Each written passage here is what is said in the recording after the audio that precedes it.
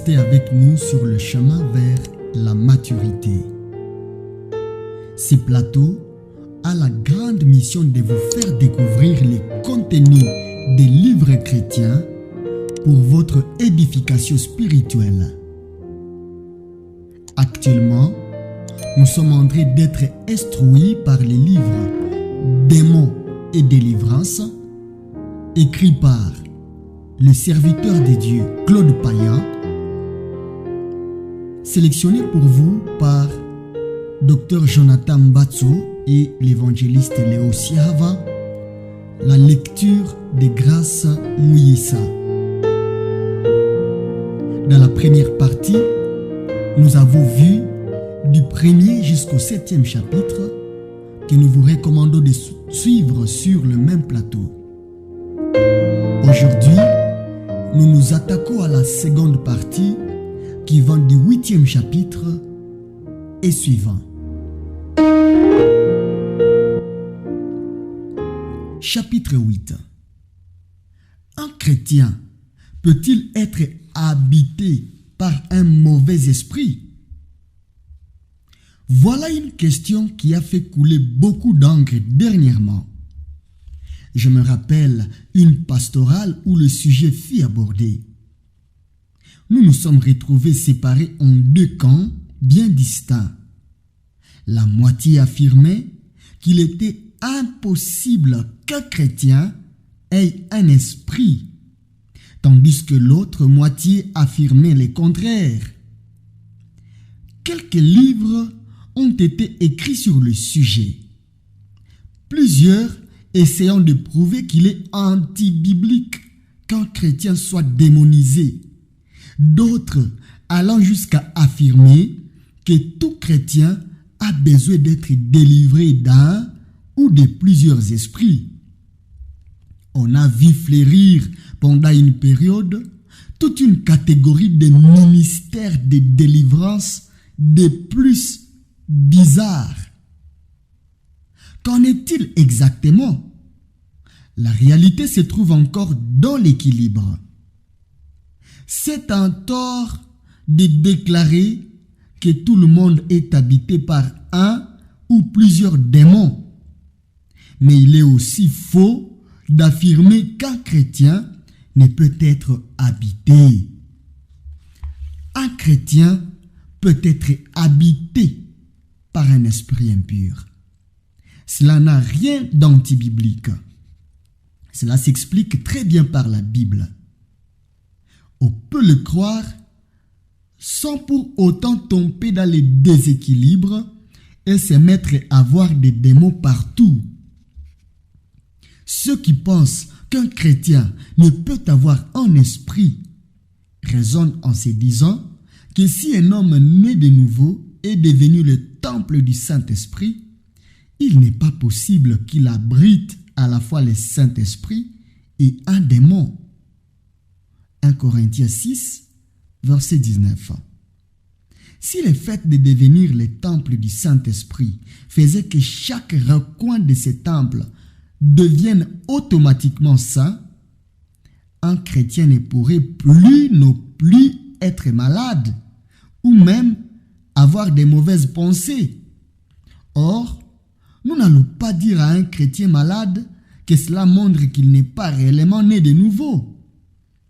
Nous savons tous aussi que nous apprenons à discipliner nos pensées chaque jour et qu'elles n'ont pas toujours, depuis notre conversion, été à la gloire de Dieu.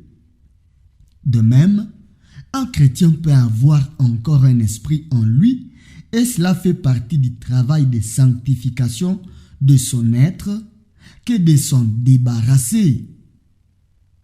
La parole de Dieu nous dit que notre être est composé d'un esprit, d'une âme et d'un corps.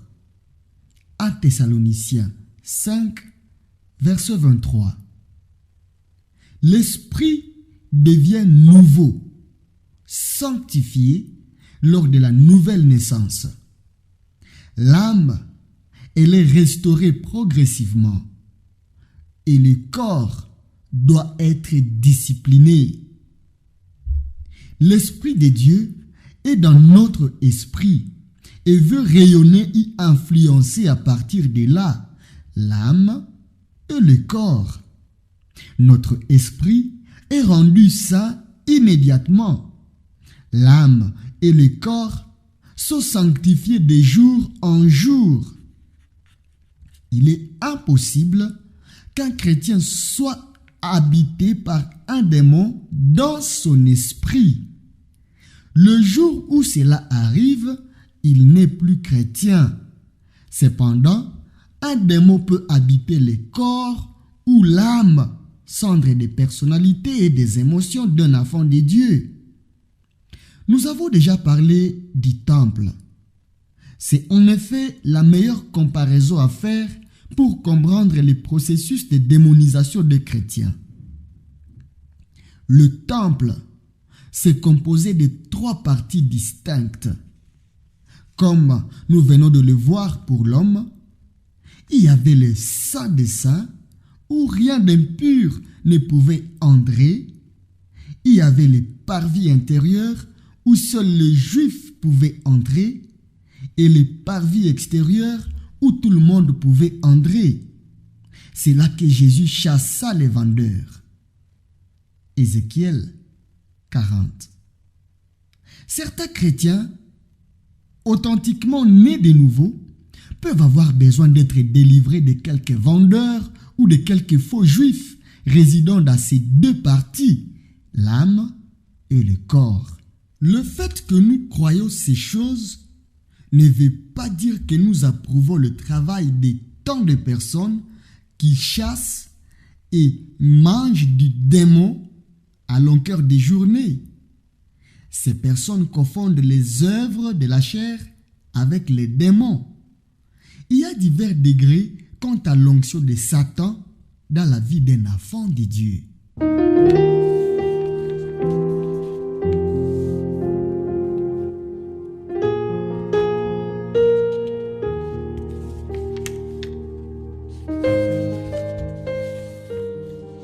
Chapitre 9. Différents degrés d'oppression. Le diable travaille à oppresser les hommes en général et les enfants de Dieu en particulier. Cette oppression sévit à différents degrés. La tentation. La tentation est une chose normale. Il serait anormal de ne pas être tenté. Il y a une énorme différence entre être tenté et tomber dans la tentation. Tant que nous sommes tentés, nous n'avons commis aucun péché et ne sommes pas responsables de cette tentation. La tentation nous permet d'apprendre à lutter, à grandir spirituellement et à vaincre. La Bible nous dit que Jésus lui-même fut tenté comme nous en toutes choses. Hébreux 4, verset 15. J'ai l'habitude de dire, en plaisantant, aux frères et sœurs de notre assemblée, ne vous inquiétez pas parce que vous avez des tentations. Cela est biblique et normal. C'est plutôt si vous n'êtes pas tenté qu'il faut s'inquiéter. Si c'est le cas, nous allons prier pour que vous soyez tentés. La chair a des désirs. Ceux-ci sont souvent contraires aux désirs de l'esprit. Galates 5, verset 17. Le péché habite en nous. Il produit des sentiments charnels divers. Nous sommes tous tentés par les œuvres de la chair décrites dans Galates 5, verset 19. Maintenant, le fait que chaque œuvre de la chair essaye d'agir sur nous ne signifie pas que le démon correspondant est en nous. Beaucoup de chrétiens se culpabilisent inutilement car ils ne comprennent pas que leur vrai moi est l'être intérieur et qu'ils n'ont pas à s'accuser de tous les sentiments, pensées, désirs de la chair qui leur sont suggérés chaque jour. Paul va jusqu'à dire, ce n'est plus moi, c'est le péché qui habite en moi. Romains 8, verset 17. Il ne dit pas, c'est les démons qui habitent en moi. La tentation, c'est l'action extérieure des démons qui utilisent la chair comme point de contact. Nous devons résister à la tentation pour l'empêcher de devenir de l'obsession. L'obsession. L'obsession, c'est la tentation qui a atteint une proportion anormale. On tombe dans l'obsession en ne résistant pas à la tentation. Celle-ci devient alors de plus en plus pressante. Au lieu de s'en aller, elle nous obsède. L'action des démons dans l'obsession consiste à revenir à intervalles très rapprochés, nous représenter les mêmes choses. L'oppression proprement dite. Les différents degrés dont nous parlons sont chacun une forme d'oppression dans le sens large de la part de l'ennemi. Mais il existe aussi ce que j'appelle l'oppression dans un sens plus restreint qui consiste à nous faire suivre continuellement de l'extérieur par un esprit mauvais qui s'accroche à nous. Pour ce faire, cet esprit doit avoir un droit dans notre vie. Souvent, parce que nous avons laissé l'obsession suivre son cours, certaines personnes ont un comportement déséquilibré sans être pour autant habitées par un esprit. Mais un ou plusieurs esprits les suivent continuellement et produisent sur eux ces comportements. Un couple de chrétiens était devenu une faillite complète.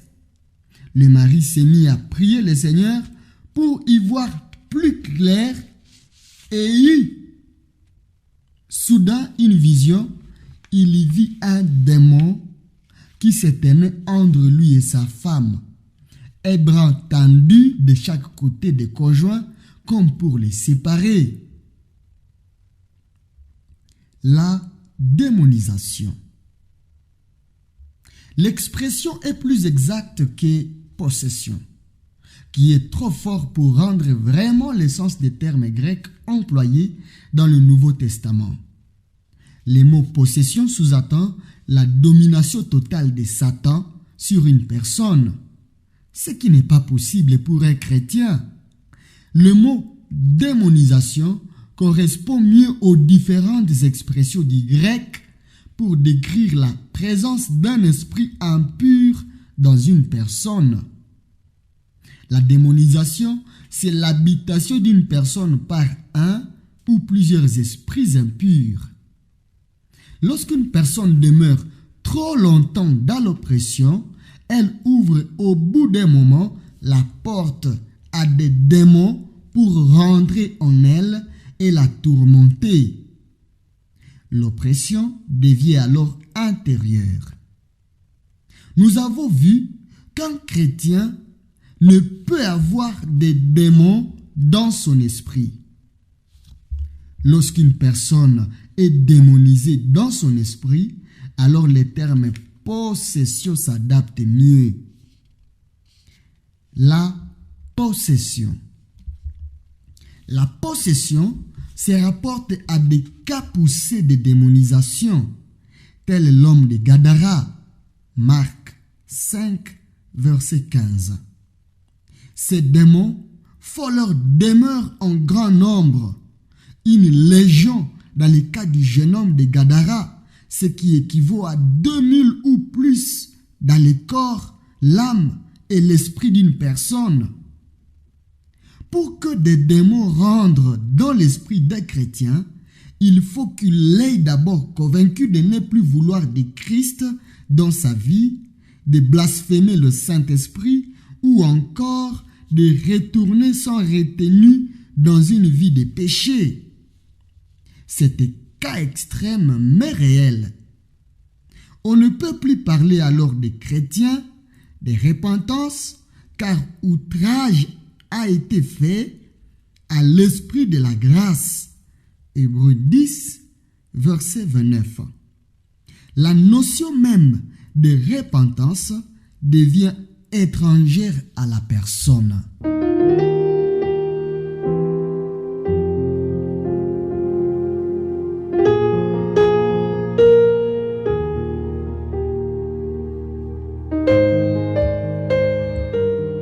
Chapitre 10. Pourquoi et comment un chrétien peut-il avoir des démons?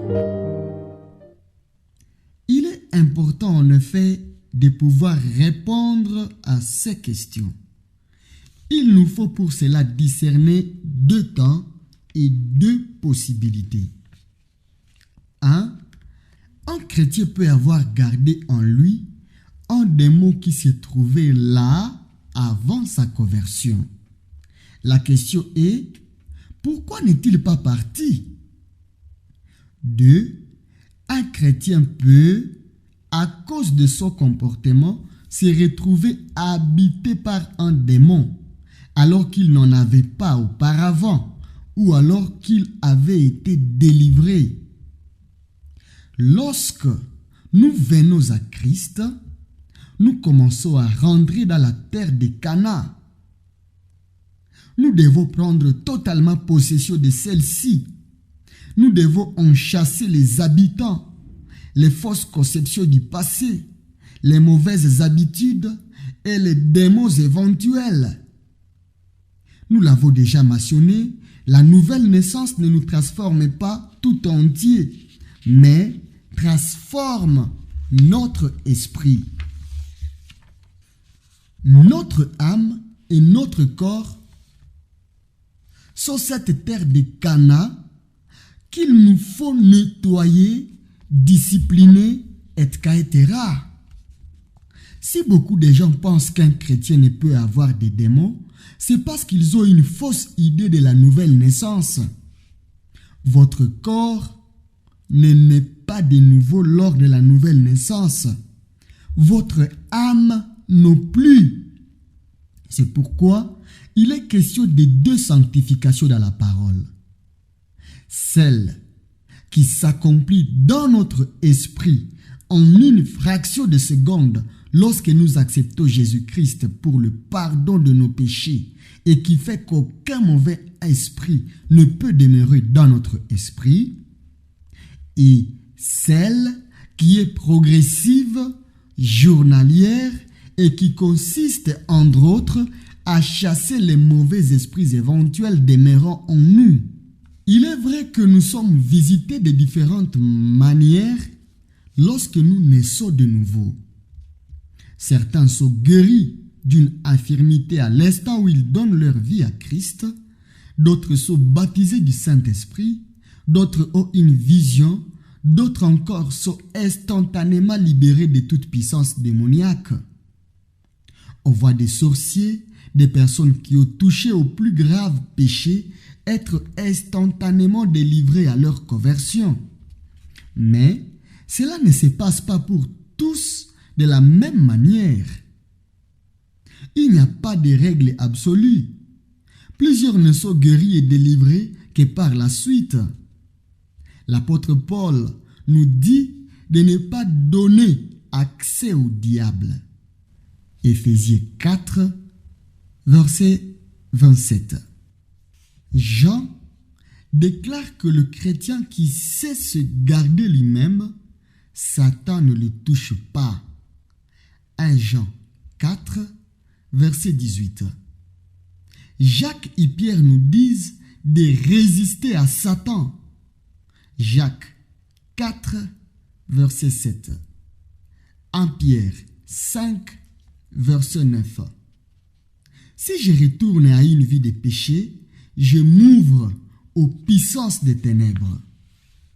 Si je ne résiste pas à Satan, Si je n'entretiens pas la vie de Dieu en moi, les ténèbres vont reprendre le dessus. Si je ne bâtis pas ma foi et me contenter de continuer à vivre en fonction de ce que je sens ou ne sens pas, je n'ai pas de bouclier assez fort pour me protéger des attaques de l'ennemi. Je n'ai pas d'épée assez affinée pour lui infliger des défaites. Éphésiens 6, 15 et 17. Et si je ne sais pas défendre mon terrain, l'ennemi ne se gênera pas pour se réinstaller.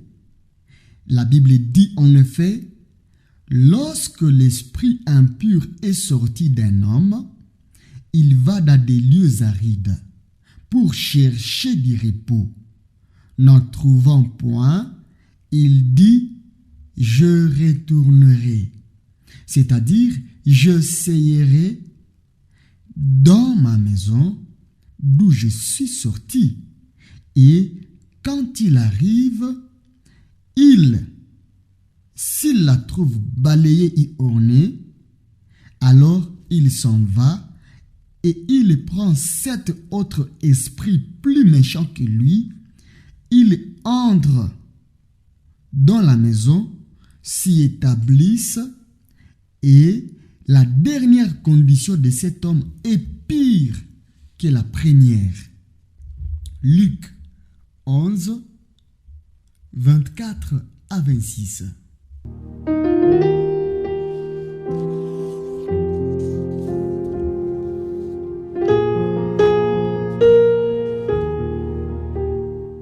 Chapitre 11. Réflexion sur la délivrance. L'Esprit de Jésus a déclaré par la bouche du prophète Ésaïe, « Il m'a envoyé pour proclamer aux captifs la liberté, aux prisonniers la délivrance. » Ésaïe 61, verset 1. L'expression délivrance est donc biblique. Maintenant, attention à ce que nous en faisons. On a beaucoup parlé de délivrance pendant ces dernières années et ce fut loin d'être toujours sagement. J'ai attendu des frères, lorsqu'ils étaient en désaccord, se dire l'un à l'autre, « De toute façon, toi tu as besoin de délivrance. » « Non, c'est toi. » J'ai attendu des couples également raisonner de la sorte. D'autres encore voudraient continuellement passer à la délivrance comme ils iraient chez les psychiatres. Une sœur pour qui l'on avait prié m'appela un jour en ces termes, « Frère, puis-je avoir une autre séance ?» Il a fleuri un peu partout toute une catégorie de soi-disant ministères de délivrance. Se retrouver entre leurs mains vous amène plus à vous retrouver liés que délivrés. D'un autre côté, Dieu a réellement suscité ces dernières années des personnes et des serviteurs qu'il utilise plus particulièrement dans ces domaines avec succès. Le peuple de Dieu a besoin d'être enseigné avec précision sur le sujet pour pouvoir être délivré au lieu d'être encore plus lié. Parce qu'un chrétien peut avoir besoin de délivrance, doit-on penser d'un mot et délivrance toute la journée? Loin de là. Je préfère dire aux frères et sœurs, partez du principe que vous n'avez pas de démons. Si vous en avez, vous n'allez pas tarder à sentir le besoin d'en être délivré.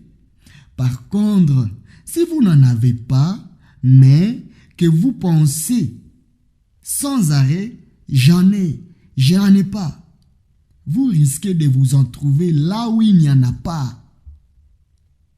Savez-vous que l'on donne vie, on nourrit quelque chose lorsqu'on en parle toujours? Sous prétexte de chasser les démons, on peut en fait entretenir et multiplier la présence de ces démons si cela est fait avec déséquilibre. C'est ce qui se passe avec plusieurs de ces chasseurs professionnels. Ils se retrouvent eux-mêmes avec des problèmes démoniaques sérieux qu'ils communiquent aux autres au lieu de les délivrer. C'est courant. Je voudrais vous mettre en garde contre toute méthode qui consiste à vous faire confesser tous vos péchés passés, ceux de vos parents et grands-parents. Il est bien hasardeux de baser de telles pratiques sur le fait que Daniel confessa les péchés de ses pères ou que ceux qui avaient pratiqué les arts magiques brûlaient leurs livres en confessant leurs péchés. Daniel 9, verset 20. Actes 19, 18 et 19. C'était un acte spontané et une confession globale de leur part sur lequel on ne peut bâtir une méthode rigide. Laissez le passé là où il est. Il est lavé dans le sang de Jésus.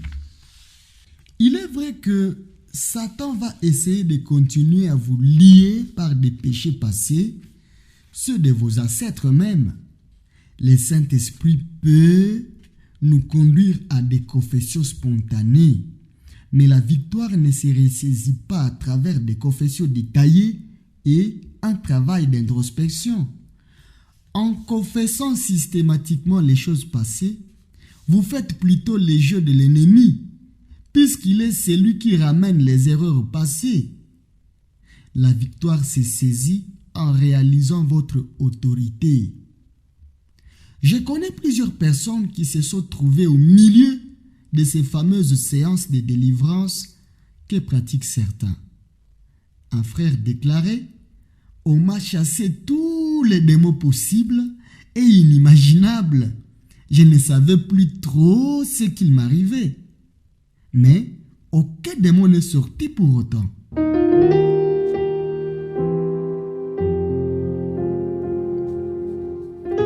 Chapitre 12. Nous avons l'autorité en Christ. Une des premières choses qu'un enfant de Dieu doit réaliser, s'il veut efficacement résister à l'ennemi et vaincre ses pièges, est son autorité en Jésus-Christ. Que veut dire exactement avoir l'autorité? Eh bien, tout simplement que vous avez une position de supériorité sur l'ennemi. À sa résurrection, Christ s'est assis à la droite du Père dans les lieux célestes, au-dessus de toute domination, de toute autorité, de toute puissance, de toute dignité et de tout nom qui peut être nommé. Éphésiens 1, 20 à 21. La Bible précise que Dieu nous a ressuscités ensemble et nous a fait asseoir ensemble dans les lieux célestes. Éphésiens 2, verset 6. Nous sommes donc spirituellement parlant assis avec lui au-dessus des dominations, autorités, etc. Vous avez donc en Christ plus de puissance que Satan n'en a. Jean déclare aux enfants de Dieu: vous les avez vaincus parce que celui qui est en vous est plus grand que celui qui est dans le monde. 1 Jean 4, verset 4. Jacques nous dit: résistez au diable et il fuira loin de vous. Jacques 4, verset 7. Le texte original sous-entend qu'il fuira terrorisé. C'est à lui de fuir, pas à nous. nous avons en partage le sang, le nom et l'esprit de Jésus. C'est notre droit d'utiliser ces noms. En mon nom, ils chasseront les démons. Marc 16, verset 17. Jésus nous a donné en partage le pouvoir qui est le sien. Tout pouvoir m'a été donné dans les ciels et sur la terre. Matthieu 28, verset 8. Il a aussi dit, je vous ai donné le pouvoir de marcher sur les serpents et sur les scorpions et sur toute la puissance de l'ennemi. Luc 10, verset 19. Il est clair que nous avons reçu l'autorité. Maintenant, je voudrais vous amener à réaliser 2 points importants. La grandeur de cette autorité. C'est une chose de savoir que nous avons l'autorité, c'en est une autre que de la faire valoir correctement. Il nous faut entretenir dans notre esprit l'image biblique de cette autorité pour qu'elle soit puissamment efficace.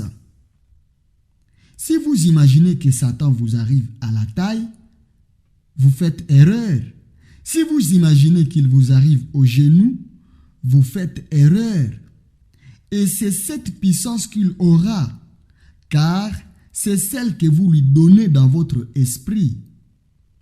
Il nous est fait selon notre foi, c'est-à-dire selon ce que nous croyons.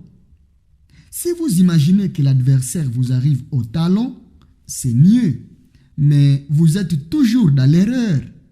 La réalité biblique est qu'il est sous nos pieds. Nous venons de lire que le Seigneur nous a donné le pouvoir de marcher sur l'armée de l'ennemi. D'autres passages de l'Écriture déclarent encore « Tu marcheras sur le lion et sur l'aspic. Tu fouleras les lionceaux, les démons et les dragons, le diable. » Psaume 91, verset 13. Les versets d'Éphésiens cités plus haut quant à la position de Christ et la nôtre à ses côtés précisent encore que Dieu a tout mis sous ses pieds. Éphésiens 1, verset 22. Hébreux 2, verset 8. La vie du chrétien n'est pas sans souffrance causée par Satan, car celui-ci blesse au talon, mais nous sommes supposés en retour lui écraser la tête. Genèse 3, verset 15. Donnez à Satan la place qui est la sienne et à Dieu celle qui lui revient en vous. Beaucoup de chrétiens donnent trop de crédit à l'ennemi. Comme le disait un serviteur de Dieu, ne pensez pas comment est-ce que le diable va m'attaquer la prochaine fois, car c'est à lui de se demander comment ce chrétien va-t-il m'attaquer la prochaine fois. Je crois que nous avons pas mal insisté sur la position défensive du chrétien et pas assez sur sa position offensive. Nous sommes supposés prendre du terrain sur l'ennemi.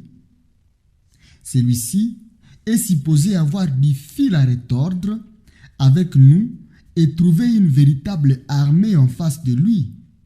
Souvent, il ne trouve que des chrétiens qui parlent constamment des ennuis que Satan leur cause et combien il redoute ses attaques.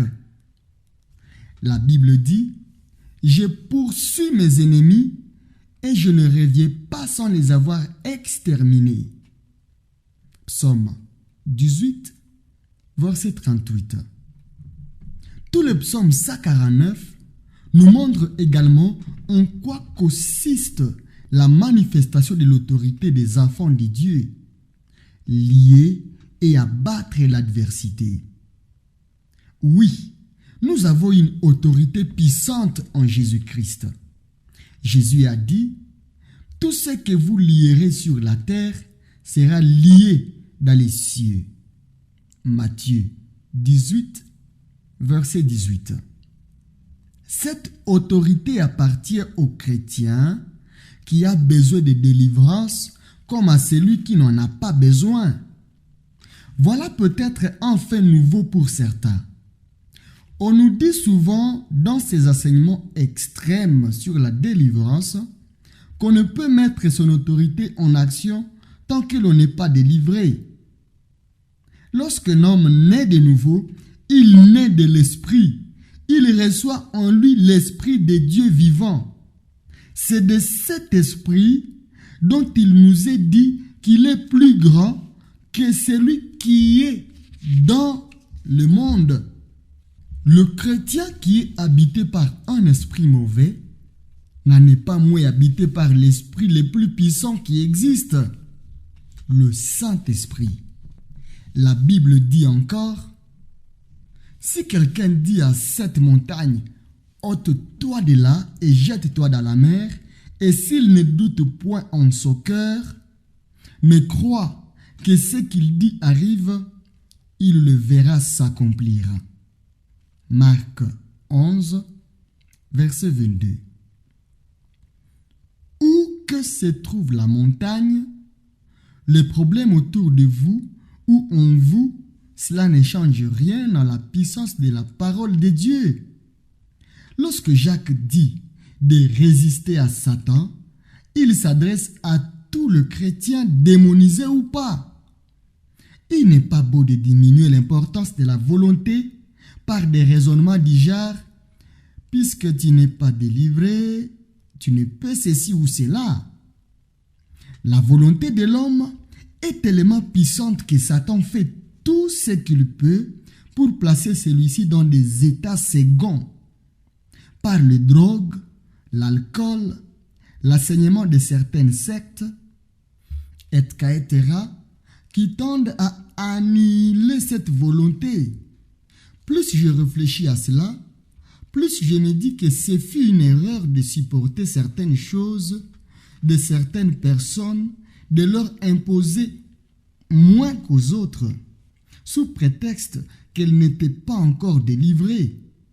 La réalité est qu'il faut exiger plus d'elles et leur imposer plus de discipline et de violence spirituelle afin qu'elles soient débarrassées au plus tôt des esprits qui les habitent. Non seulement on a l'autorité, même si l'on a besoin de délivrance, mais à plus forte raison parce qu'on a besoin de délivrance, on peut et doit utiliser cette autorité pour saisir soi-même sa propre délivrance. Nous comprenons à la lumière de cette dernière déclaration qu'il y a deux manières pour obtenir la délivrance.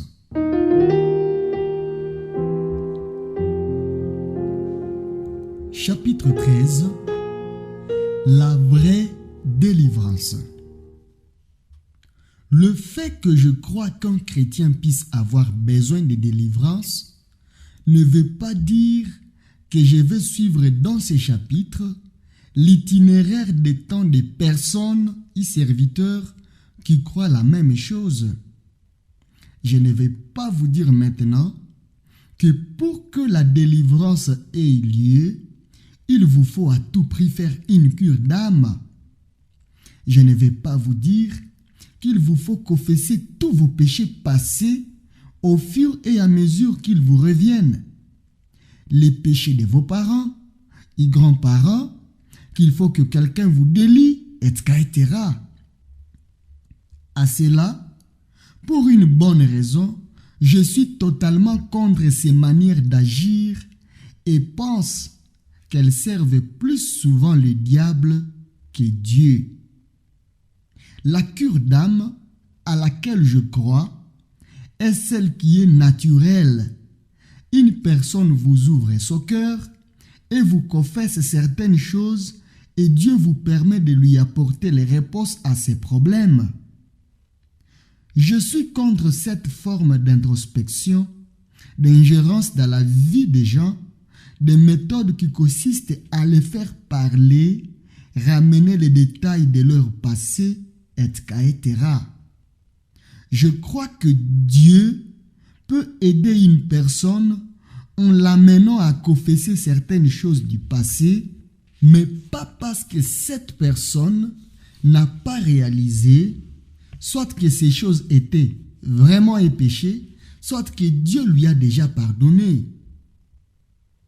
Certains disent que seuls les péchés d'occultisme, certaines perversions, doivent être confessées oralement. Je vous dis de la part du Seigneur qu'il n'existe aucun péché, petit ou gros, qui n'ait été lavé dans le sang précieux de Jésus-Christ, qu'aucune emprise démoniaque, petite ou grande, n'est assez forte pour continuer à vous opprimer dans la mesure où vous réalisez vos droits en Christ et le plein sens de la mort de Jésus sur la croix. Toute forme de cure d'âme, de conseil et autres doit avoir pour but de vous ramener à cette réalité et non d'être en soi le moyen de la délivrance.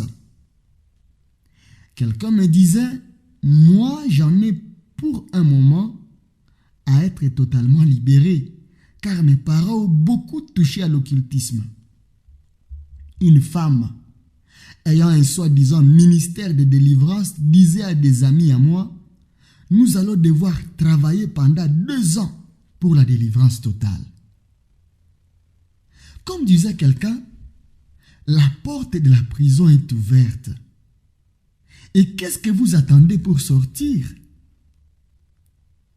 Même si pendant certaines séances, des démons réagissent, néanmoins au nom de Jésus, et fuient, ce que je ne nie pas, c'est souvent pour mieux revenir. Ces méthodes vous lient et vous retardent. Je vais même jusqu'à croire que les personnes qui sont passées par certaines de ces séances de délivrance, ce sont, même dans les cas où des réelles délivrances ont eu lieu, liées quelque part d'un lien qui ne tombera que le jour où elles réaliseront leur erreur. Je crois que certains devraient confesser à Dieu leurs péchés, d'avoir trop confessé et ramener des choses déjà lavées dans le sang de Jésus. Laissez-le passer là où il est et réalisez que vous pouvez dès maintenant proclamer la délivrance au même titre que vous pouvez déclarer la guérison et les démons qui sont en vous ne pourront demeurer. Pourquoi? Car c'est aujourd'hui le jour de la délivrance. Commencez à le proclamer, car Jésus a dit, il m'a oint pour proclamer aux captifs la liberté, aux prisonniers la délivrance. C'est fait. Il ne reste plus qu'à proclamer au même point que celui qui est malade peut proclamer que par ses meurtrissures, il est guéri, avant même de goûter concrètement la guérison. 2 manières, comme pour la guérison, peuvent vous permettre d'accéder à la délivrance. 1. L'autodélivrance. Vous croyez dans votre cœur et confessez de la bouche, puis vous verrez la concrétisation de la délivrance à cause de votre foi mise en action et basée sur les éléments exprimés plus haut. 2. Quelqu'un commande à l'esprit qui est en vous de vous quitter. Votre foi est stimulée par les commandements de la foi prononcés par un autre. Dans les 2 cas, une alternative, soit la délivrance se concrétise sur le champ, soit dans les heures ou jours qui suivent. Il y a plus, néanmoins, à connaître.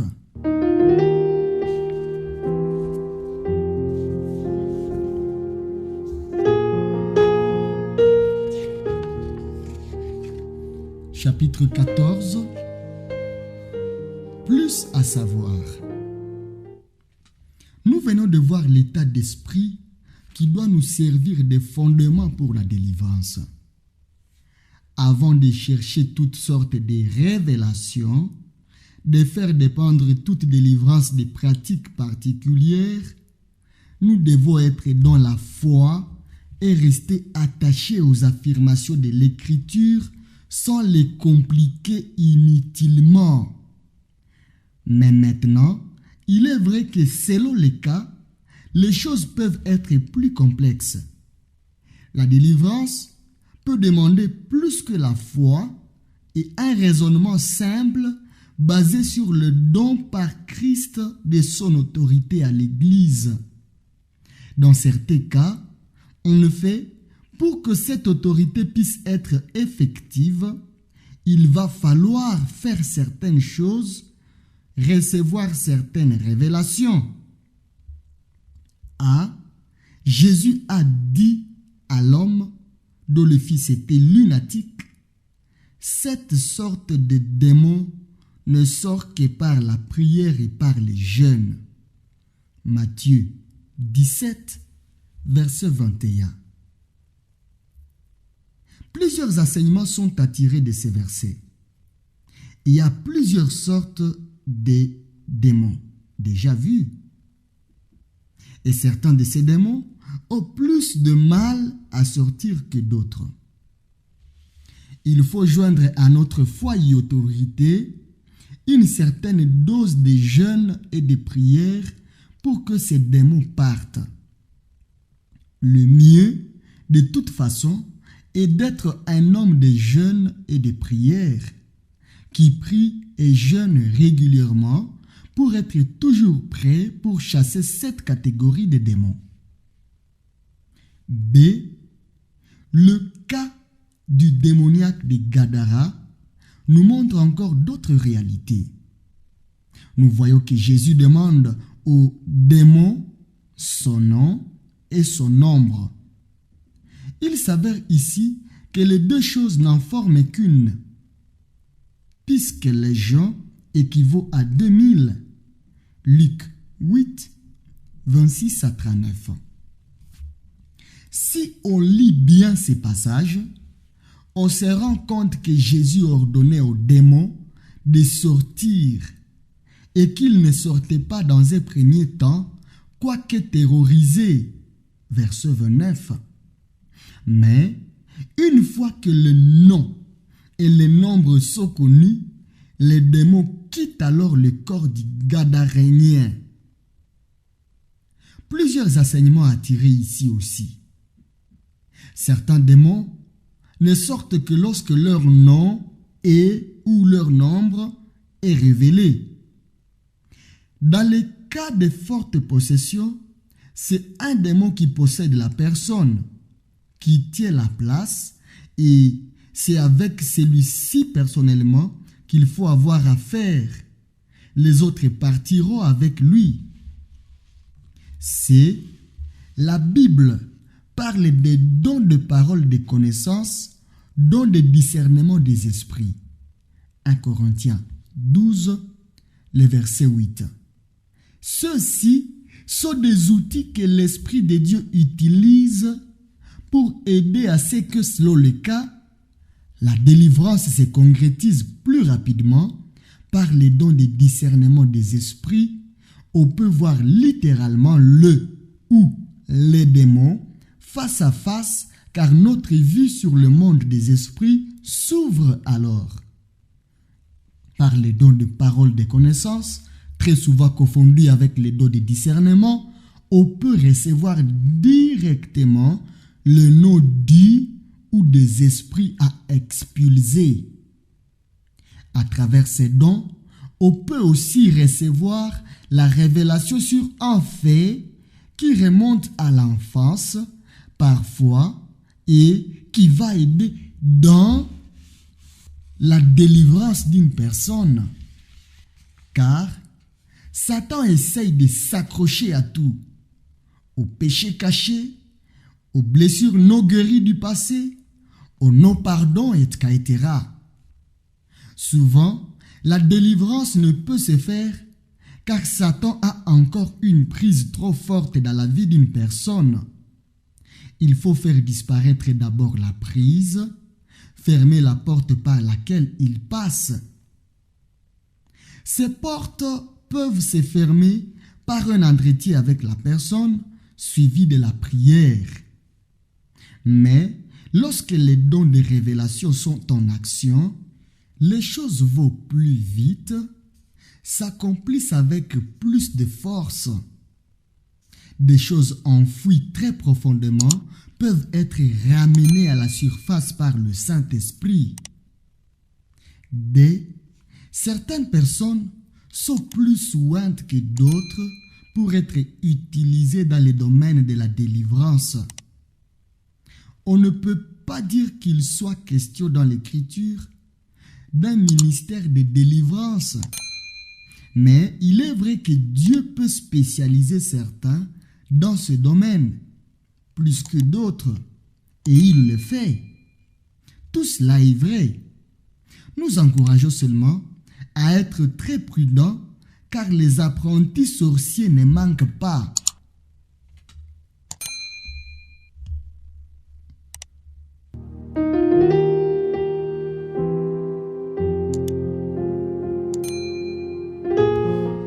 Chapitre 15. Le compas. De tout temps, Dieu a cherché des hommes et des femmes qui se distinguent du milieu de son peuple par le fait qu'ils soient véritablement des combattants.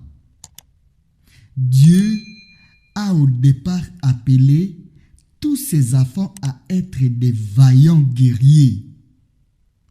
Or, dans la réalité, peu par rapport à l'ensemble de l'Église rentre dans cette dimension. Le Seigneur s'est choisi alors un peuple du milieu de son peuple qui va former une véritable armée, livrer des véritables combats contre les puissances des ténèbres.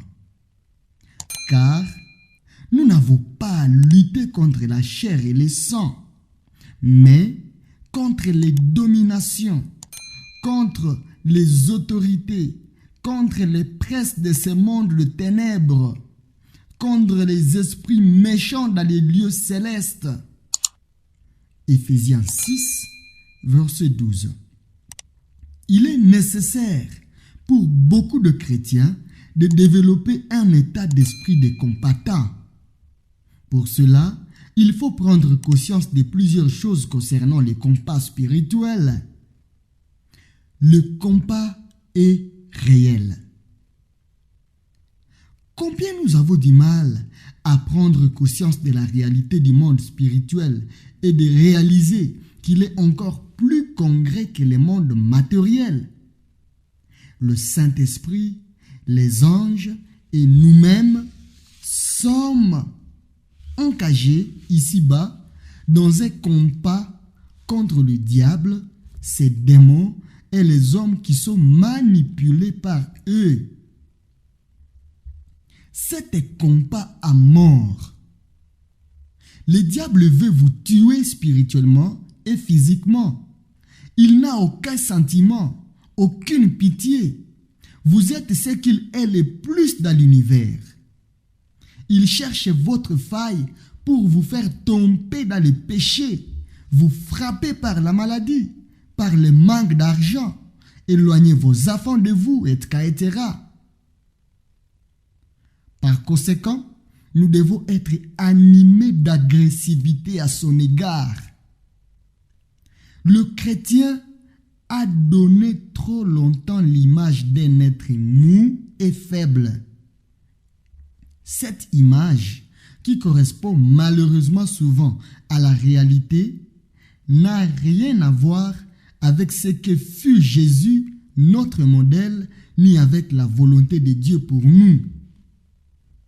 Au même point que la jalousie selon Dieu, Dieu est un Dieu jaloux, n'est pas la même que la jalousie du monde.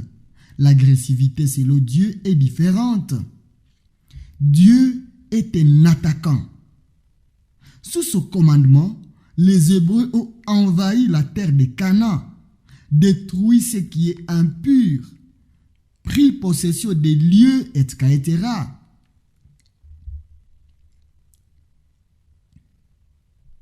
Les chrétiens doivent donner du fil à retordre à Satan. Nous passons notre temps à nous protéger alors que nous devons attaquer. Amenons le diable et ses démons à trembler et à paniquer. Nous sommes les envahisseurs. Le monde entier est sous la puissance de Satan. 1 Jean 5, verset 19. À notre tour, de l'envahir au nom de Jésus-Christ pour que le royaume de Dieu prenne le plus de place possible afin d'emmener au salut, à la guérison, à la délivrance le plus grand nombre de personnes. Pour cela, nous devons détruire les œuvres du diable. Nous sommes ici-bas pour faire plus que nous protéger, pour prendre du terrain et faire des dégâts dans les rangs de l'ennemi. Le gros de ces combats se situe au niveau de la prière. Épaphras, il ne cesse de combattre pour vous dans ses prières. Colossiens 4, verset 12. Il y a plusieurs formes de prière. Certaines nous font rentrer dans les combats spirituels. Par l'intercession, la louange, les proclamations, en langue et avec intelligence, nous plaçons la protection de Dieu autour des personnes, nous lions les puissances, les effrayons, les faisons reculer. Travers le moment passé devant sa face, Dieu nous révèle des plans, des batailles, des actes de foi à faire pour déstabiliser, précipiter l'ennemi à terre, permettre à la bénédiction de nous parvenir. Par notre vie de prière, nous armons des bras des anges. La réussite de votre vie est égale à la qualité de votre vie de prière, car c'est par la prière que vous permettez aux anges de vous aider et que vous démontez les plans des démons à votre égard.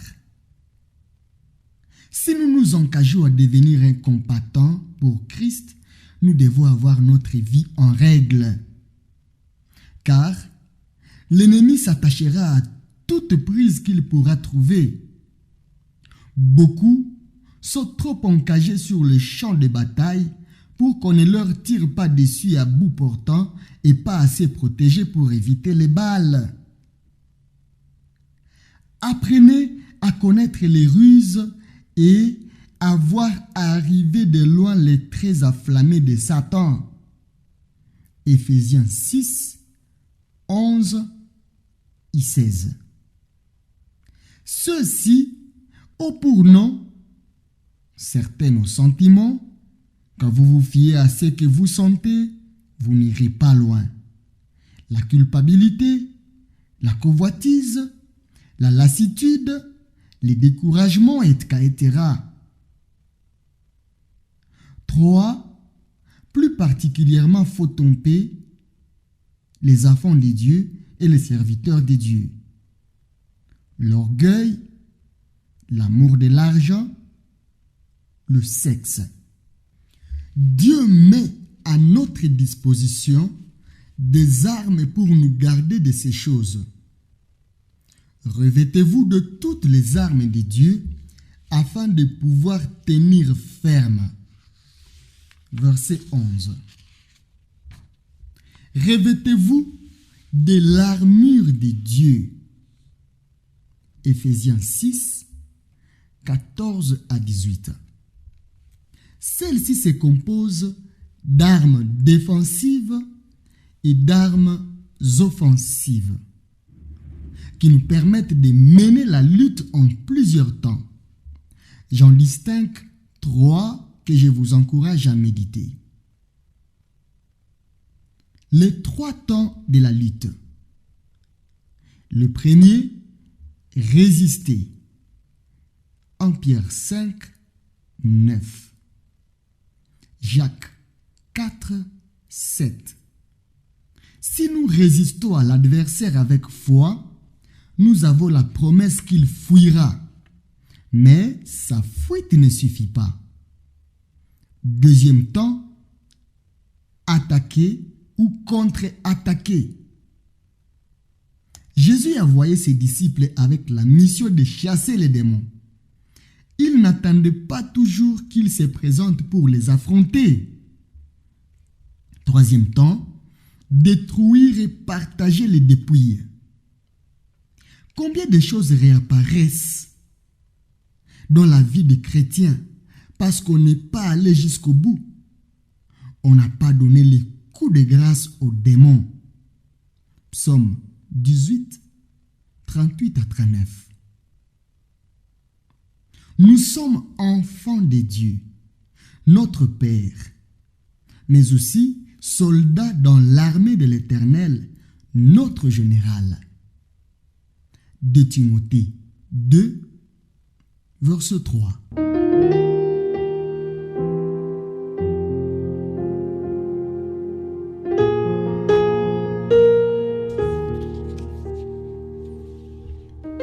Conclusion. Le monde spirituel n'est pas lointain. Il est à côté de nous. Il est peuplé d'anges et de démons. C'est un véritable champ de bataille. Ces batailles se livrent chaque jour et nous en sommes à la fois l'enjeu et ceux qui ont le pouvoir de rendre victorieux un camp ou l'autre. Tout cela aurait tendance à nous dépasser au premier abord, mais il est possible de devenir tellement conscient de la réalité de ces choses qu'on puisse y prendre une part primordiale. C'est ce que le Seigneur a prévu pour nous au départ. Comme Gédéon, alors que nous nous sentons petits et faibles, Dieu veut nous utiliser. Et lui, qui se glorifie à travers la faiblesse, vient nous trouver et nous interpelle en ces termes. L'Éternel est avec toi, vaillant héros. Juge 6, verset 12.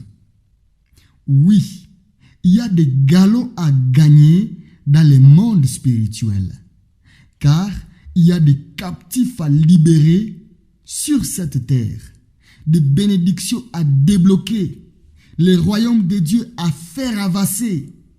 Alors, vaillant guerrier, sans ton épée, ta parure et ta gloire, sois vainqueur, monte sur ton char, défends la vérité, la douceur et la justice, et que ta droite se signale par des merveilleux exploits. Psaume 45, 45.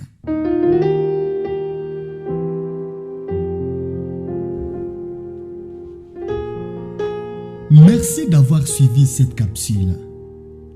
Nous sommes à la fin de l'ouvrage Démons et délivrance, écrit par Claude Payan, sélectionné pour vous par Dr Jonathan Batso et l'évangéliste Léo Siahava. Vous êtes sur le chemin vers la maturité. Ici, nous sommes convaincus qu'en écoutant et en lisant chaque jour la parole de Dieu, nous serons transformés à son image, grandir tel qu'il veut, être tel qu'il veut, désirer la maturité sur ces plateaux. Nous avons la grande mission de vous faire découvrir les contenus des livres chrétiens. Quand vous écoutez les livres qui se trouvent sur ces plateaux, nous vous encourageons à prendre un temps dans la prière selon ce que le Saint-Esprit vous révèle.